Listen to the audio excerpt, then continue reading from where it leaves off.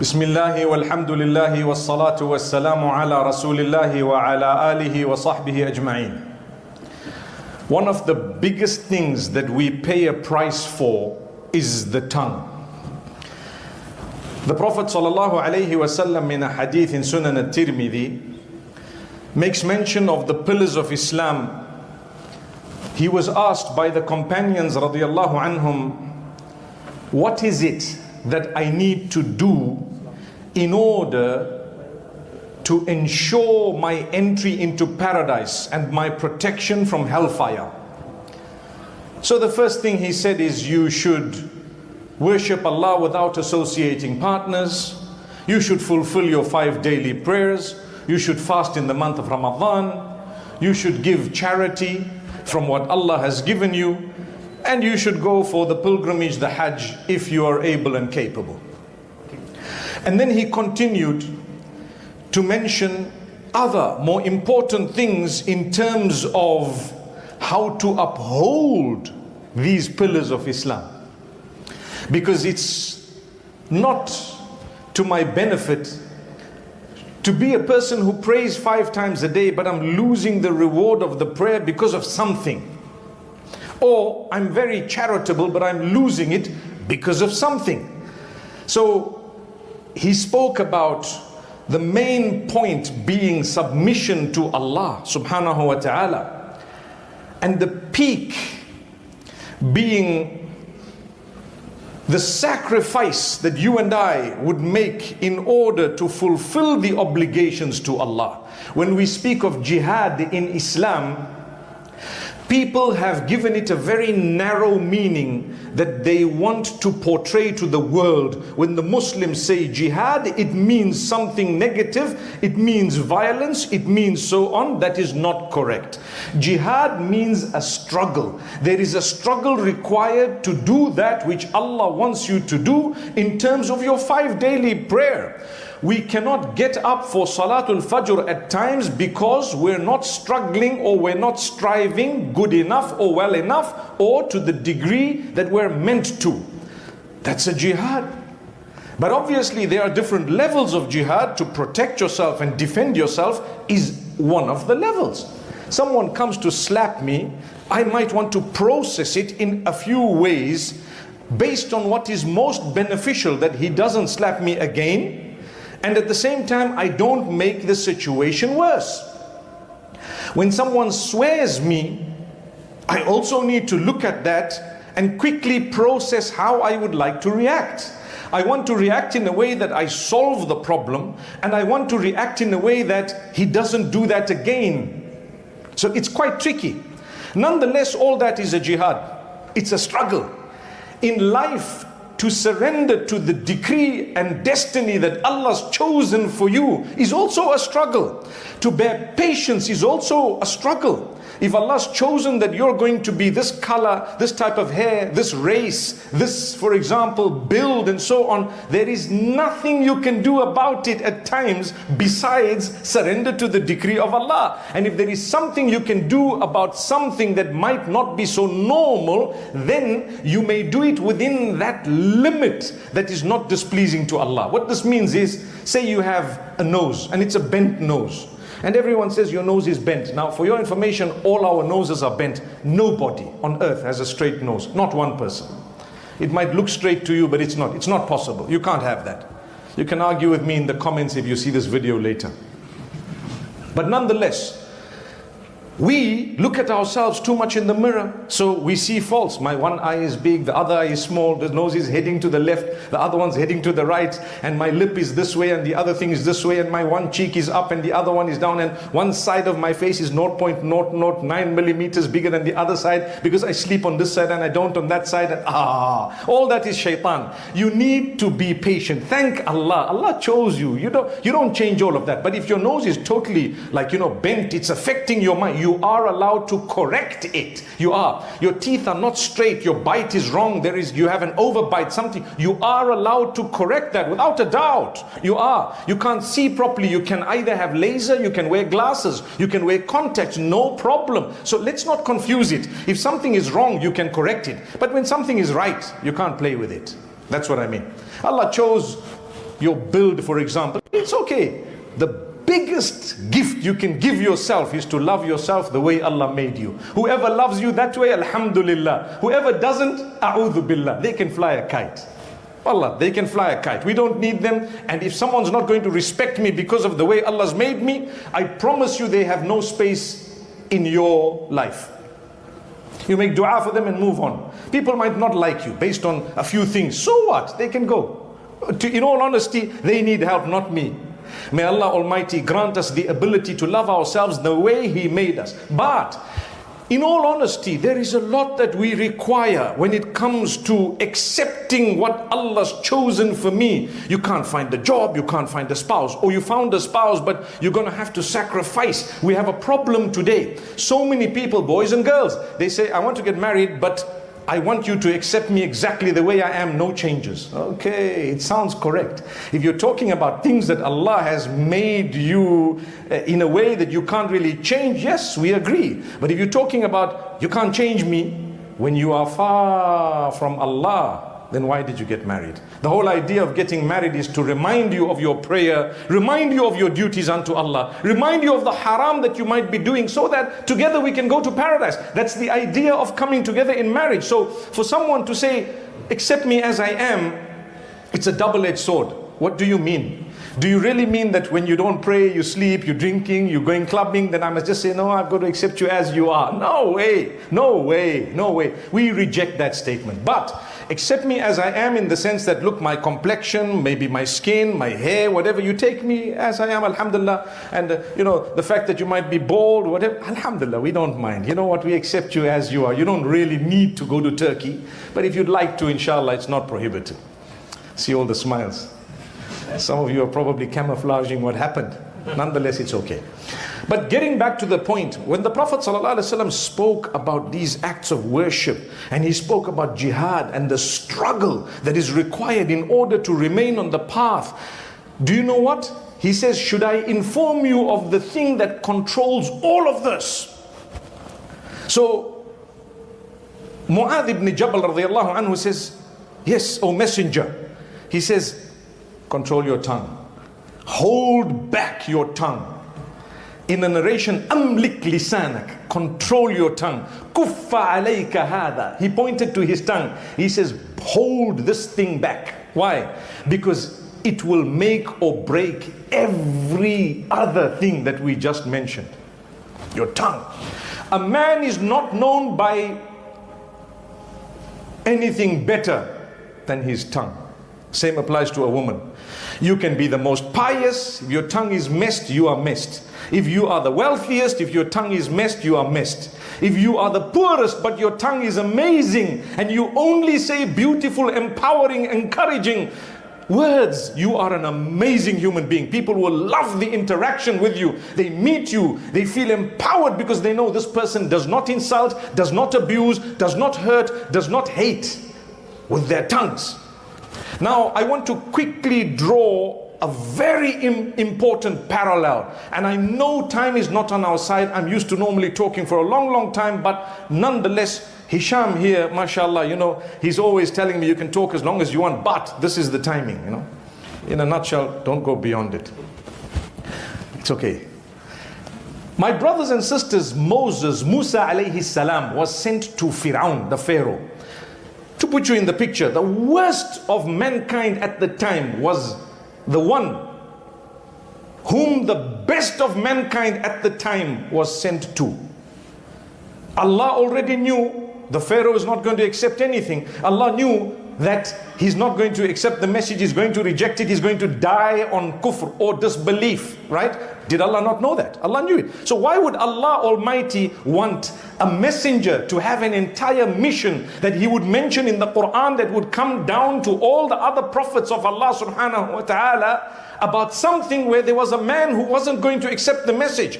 And how Allah sent this man in order to show you and I the importance, the greatness of so many things, one of them being the way you talk to someone, the way you make them feel. Don't give them the excuse. Look, If I see bad and I stand on the mimbar and I start talking about individuals, insulting them, belittling them, one day they will come right. When they do come right by the will of Allah, what will happen? I will have a sin for everything I said. I pay the heaviest price for whatever I said. The insulting, Allah refused and denied Musa alayhi salam to insult the Pharaoh. But we are insulting people better than the Pharaoh, and we are nowhere near Musa alayhi salam. When he comes right one day, we will be at loss. I'd rather say a good word and be contributing towards correcting the matter so it can be a sadaqah jariyah for me. It's an act of charity. When he comes right, everything he does, I got a reward for it. Guy says, you know, be careful, this guy goes to the clubs and pubs. Assalamu alaikum, my brother, how are you? Hey, lovely to see you, mashallah, amazing, you're looking good. What did I do? Nothing, I'm empowering him, that's all. He'll feel the guilt, inshallah. Next time, make dua for him. You see him again, my brother, amazing, lovely, mashallah, how are you? Looking good. He'll want to come. When he hears you have a talk, he'll pitch up and he'll sit in the first saf. What happens? He'll then come to the masjid. Every time he comes to pray, you get a full reward for it. When he started reading the Quran, as a result of your good words, you get a reward for it. That is your Jannah. You might not have gotten paradise because of your deeds, but you got paradise because you encouraged others to do good deeds. It's possible. That would have earned the mercy of Allah, maybe more than theirs. It happens. So be careful, go easy with your tongue. I pity those who swear and belittle. The hadith says a mu'min does not belittle, does not abuse, does not swear, does not curse. We are believers. Are you a believer? In the name of Islam, we curse.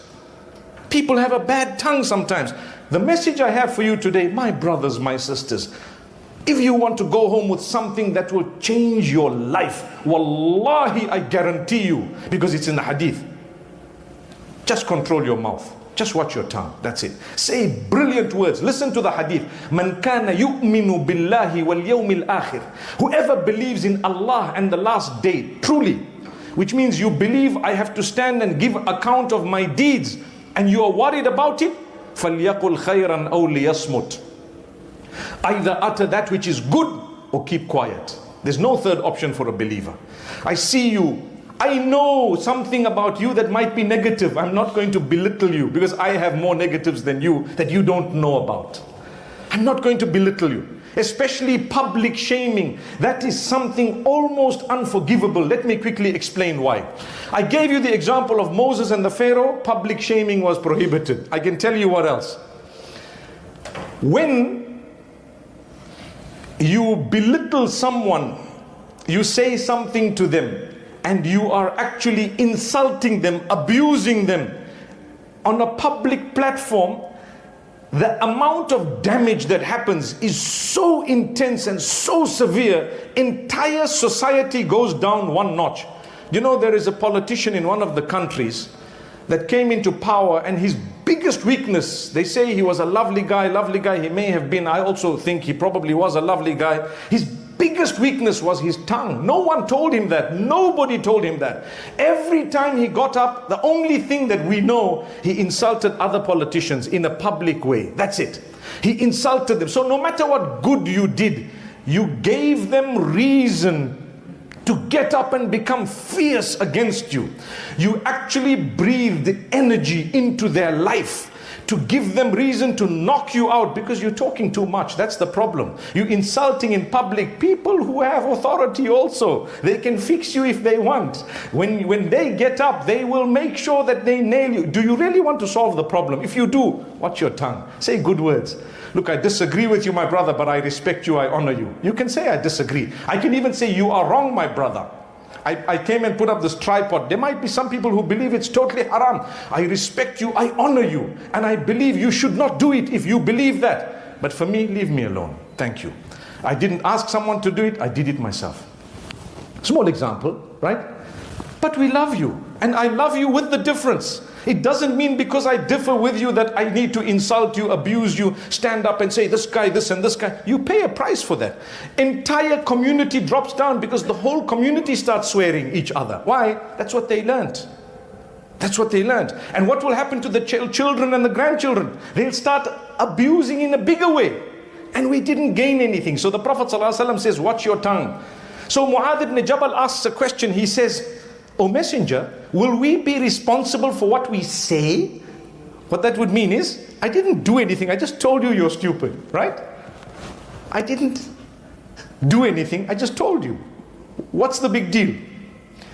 The Prophet ﷺ says, Thakilatka ummuka ya Mu'adh. That's a powerful statement. In our language it means, what are you talking about, O Mu'adh?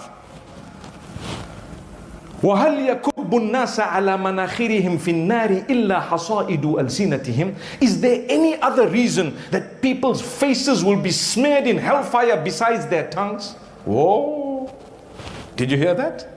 That means it's your tongue. You utter your shahada with your tongue. You praise Allah with your tongue. You say good words with your tongue. Why do you want to say bad things? You pay a price in the dunya and the akhirah. Backbiting is dhikruka akhaka bima yakra, to say the truth about someone behind their backs in a way that they would be belittled is called backbiting. It's not a lie, it's the truth. I heard something about you and I'm relating it. Nowadays it's so bad because it's just the click of a button on the phone or the touching of a screen. That's it. And what did you do? You belittle people. You don't even know they might be friends of Allah, or they might be future friends of Allah. Allah might know that in future this person's going to come to me. You insulted, you abused, you spread tales. It was all done either on Twitter or WhatsApp or whatever it may be. We're living in an age of social media. But in all honesty, when you think about it carefully and you hold yourself back, what happens? You are protecting yourself from engaging in a major sin known as backbiting. The hadith says, the Quran says, أَيُحِبُّ أَحَدُكُمْ أَن يَأْكُلَ لَحْمَ أَخِيهِ مَيْتًا فَكَرِهْتُمُوهُ. Would any one of you like that the flesh of your dead brother would be consumed and you wouldn't like it? Right? You wouldn't like it. I wouldn't. So Islam says backbiting, which is telling the truth, not a lie. Backbiting is when you tell the truth about someone behind their backs in a way that they don't like it, then you're eating the flesh of a dead person. What about if you're lying? You don't even know this person. We're living in an age where we're doing a lot of good deeds, but we're paying a price. We're paying a price because of the level that we're supposed to be at, that we're not at, of communication. Wallahi, do better. Wallahi, I want to tell you, sometimes I sit and look at non-Muslims in the professional world and the way they deal with each other, so much of discipline and integrity, and I tell myself, you know what? We are believers. We've been taught about the hereafter as well. Let's do better. I've worked on myself for years on end and I can feel the improvement, and I invite you to do something even better by the will of Allah. I'm a nobody, but I'm telling you, no matter how holy you think you are, your tongue says it all. No matter how powerful, authoritative, well, whatever you think you are, go easy. Everyone is human. Allah's put them in your lives to test you. You humble or not? If you are, alhamdulillah. If you're not, it's time to improve. That's why we are here today. I wouldn't have dreamt yesterday that I was going to be here today, but here I am. And I thought of this message because of something that occurred last night. And I told myself, if it was just the tongue that was a little bit better, we could have solved the problem. Solve the problem. Sometimes you go too hard on someone, you swore them, curse them, what, and sometimes you do it in your own circles. Let me tell you something. There is nothing private anymore on earth. Your best friend is telling other people exactly what you said, knowingly or unknowingly. Knowingly or unknowingly, because that's how the world has become. Everyone's become, a person who wants to be the first to know, the first to tell, you see, right? May Allah Almighty grant us ease. Let's correct the way we speak about each other. By the will of Allah subhanahu wa ta'ala, we will be able to help the situations. We'll be able to improve family relations. I know things are tough, but sometimes things are tough. See, he's telling me there's 1 minute left. Allahu Akbar, mashallah. Things are tough, but at the same time, my brothers and sisters, we need to respect each other. The least you can offer someone is to use your tongue in a correct way. That's the least you can do. And actually, you're offering it to yourself. Because one last thing I want to quickly say. When you come on the day of Qiyamah with so many good deeds, one of the biggest ways you're going to lose is because you insulted this one, belittled that one, spoke bad about that one, backbitten about that one, slandered about that one. So your salah is gone there, your hajj is gone there, your zakat is gone there, and you sitting with nothing. What happened? Your tongue. So when the Prophet ﷺ says, watch your tongue, it's a powerful hadith. He spoke about it beyond, over and above and beyond your pillars and everything, because you're going to fulfill all of that. Yes, you're a Muslim, but you might lose everything because of your tongue. A lot more to say, inshallah, on another occasion. For now, أقول قولي هذا وصلى الله وسلم على نبينا محمد.